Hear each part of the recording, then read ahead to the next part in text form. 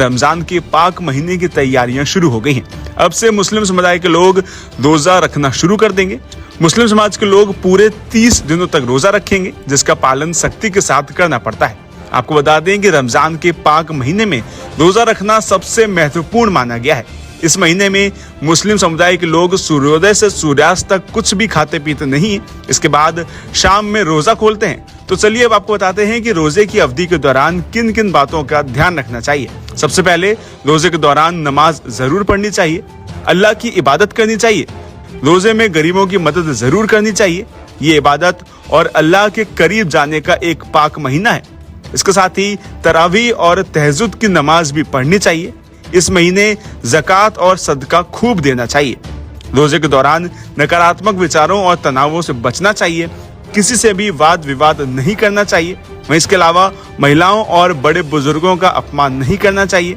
रमजान में अपनी तमाम बुरी आदतों को भी हमें छोड़ना चाहिए। इसके साथ ही अपने पड़ोसियों को हमेशा याद और उनका ख्याल रखना चाहिए। सोने से पहले अपने किए हुए अमाल के बारे में जरूर सोचें और साथ ही कुछ वक्त निकालकर कुरान मजीद को भी सुने।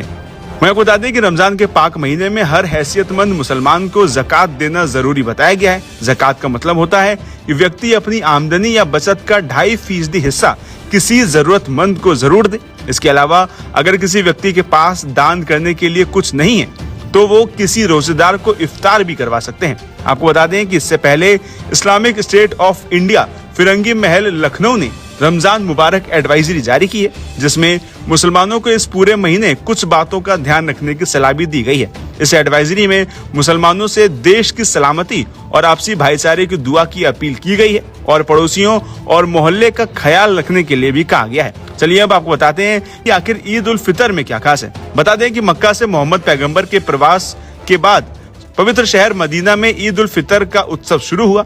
ईद उल फितर नए चांद के दिखने का निर्धारित है, जो रोजे के समापन के रूप में मनाया जाता है। ईद उल फितर को मीठी ईद भी कहा जाता है, क्योंकि इस दिन मीठे पकवान जरूरी रूप से बनाए जाते हैं। ये दिन असल में अल्लाह को शुक्र अदा करने और उन्हें याद